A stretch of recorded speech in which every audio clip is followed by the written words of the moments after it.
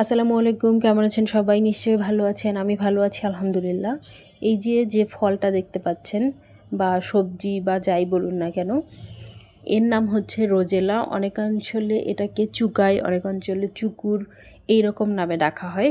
তবে মূলত এটা সবচেয়ে বেশি পরিচিতি রোজেলা নামে।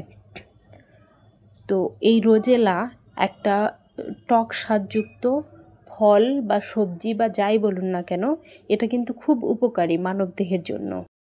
এই গাছটা এমন একটা গাছ যে এই গাছের ফল, পাতা, বীজ, এর পাশাপাশি এই গাছের উপরে যে ছাল হয়, এই ছাল এবং এই গাছের ভেতরে যে পাটকাঠির মতো একটা কাঠি হয়, সব অংশই ব্যবহার করা যায়।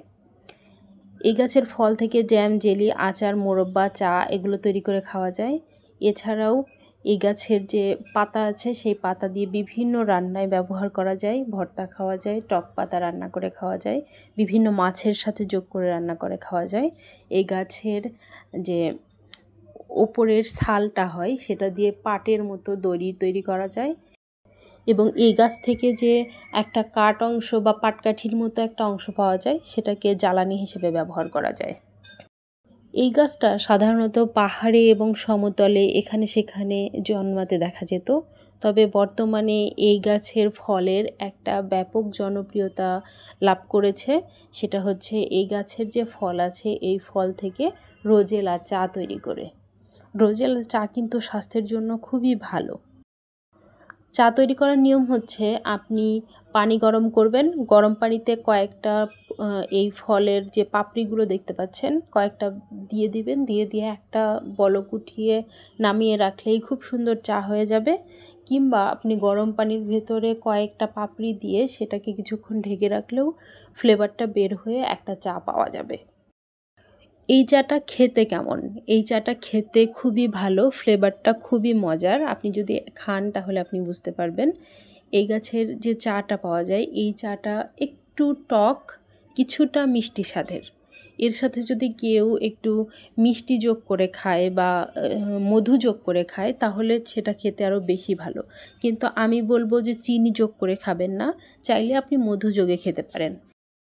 এই চাটা বিশেষ করে হাই প্রেশার যাদের আছে তাদেরকে খেতে বলা হয়, কারণ এটা হাই ব্লাড প্রেশারকে নিয়ন্ত্রণ করে আপনাকে সুস্থ থাকতে সাহায্য করবে।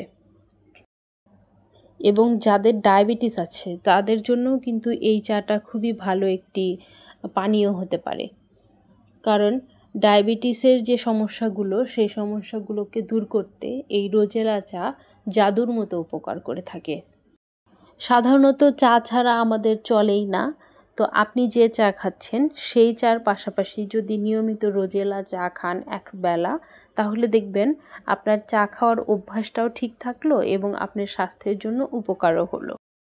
এছাড়াও এই ফল বা এই চা খেলে আপনার খাবার যে অরুচি ভাবটা সেটা অনেকাংশেই দূর হয়ে যায়।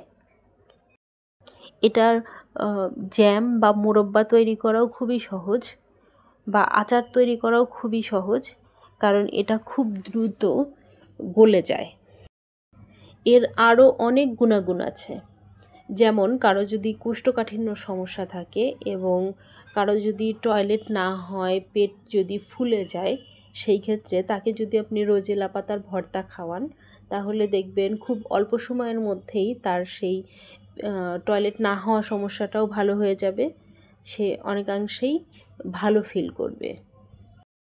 এটাকে মাছের সাথে বা ডালের সাথে রান্না করলে খেতে বেশ মজা লাগে।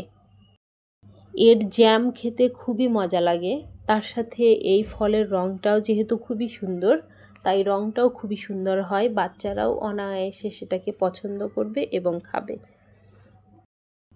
আপনি যদি জ্যাম তৈরি করার সময় চিনির পরিবর্তে মধু ব্যবহার করেন তাহলে সবার জন্যই খুবই ভালো হবে এবং সবাই সেটা খেতে পারবে। বাচ্চা থেকে বয়স্ক সব বয়সী মানুষের জন্য, সবার জন্য এই চাটা গ্রহণযোগ্য। চাইলে যে কেউ এই চাটা খেতে পারবে। এই চা খেয়ে তেমন কোনো ক্ষতি হওয়ার কোনো রেকর্ড এখন পর্যন্ত পাওয়া যায়নি। তবে আমার ভিডিওতে বলা কোনো তথ্য কারোর জন্য ব্যবস্থাপত্র নহে। আপনি যদি রোজেলাকে ঔষধ হিসেবে গ্রহণ করতে চান তাহলে কোনো ভেষজ ডক্টরের পরামর্শ নেন, তারপরে গ্রহণ করেন। বেশি পরিমাণে যদি রোজেলা পাতা ভর্তা করে খান বা কোনোভাবে খেয়ে ফেলেন তাহলে কিন্তু ডায়রিয়া হওয়ার একটা সম্ভাবনা রয়েছে। কোনো কিছুই অতিরিক্ত বেশি খাওয়া ঠিক নয়, তাই রোজেলা পাতাকেও আপনার অতিরিক্ত বেশি খাওয়া ঠিক নয়। আপনার প্রতিদিনের চায়ের তালিকায় যোগ করতে পারেন এই রোজেলা চা, যা স্বাস্থ্যের জন্য খুবই ভালো। চাইলে এই রোজেলা গাছ বাড়িতে রোপণ করতে পারেন। বাড়িতে রোপণ করে গাছ থেকে ফল সংগ্রহ করে চাইলে চা খেতে পারেন। গাছ থেকে ফল সংগ্রহ করে বিভিন্ন রান্নায় ব্যবহার করতে পারেন। মাছের সাথে যুক্ত করে চচ্চড়ি করতে পারেন। তাছাড়াও এর পাতা দিয়ে ভর্তা, ভাজি এগুলো খেতে পারেন। এই গাছের বংশবিস্তার সাধারণত বীজ থেকে হয়ে থাকে।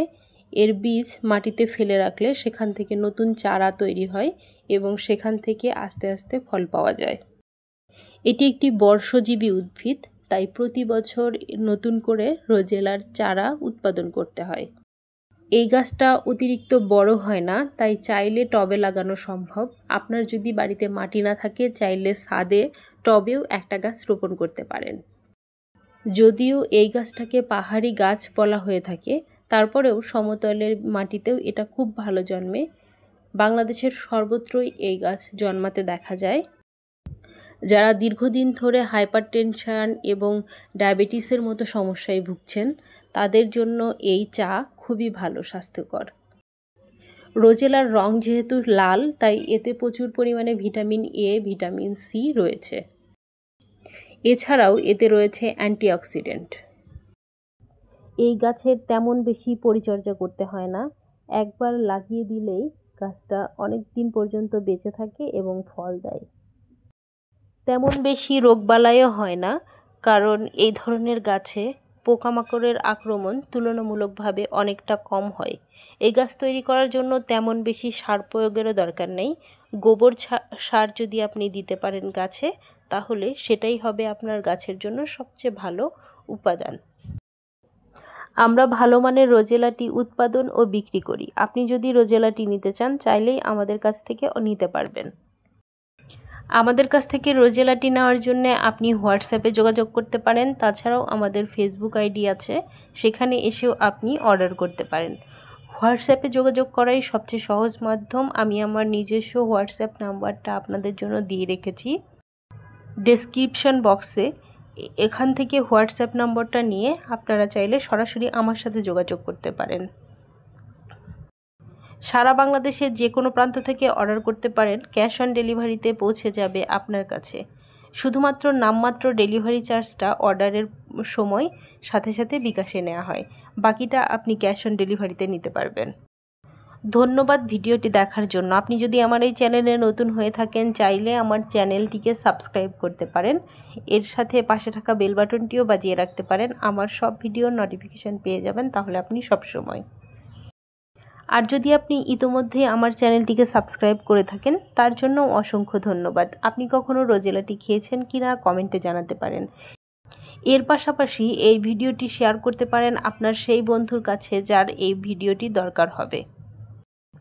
এর পাশাপাশি এই ভিডিওটি আপনার সেই বন্ধুর কাছে শেয়ার করতে পারেন যার এই ভিডিওটি উপকার হবে। মতামত জানাতে পারেন কমেন্টের মাধ্যমে। আপনি যদি রোজেলাটি খেয়ে থাকেন তাহলে খাওয়ার পরে আপনার অনুভূতি কী সেটাও চাইলে আমাদের সাথে শেয়ার করতে পারেন। আপনার ভালো কিংবা খারাপ মতামত, যে কোনো মতামতই আমাদের জন্য গুরুত্বপূর্ণ।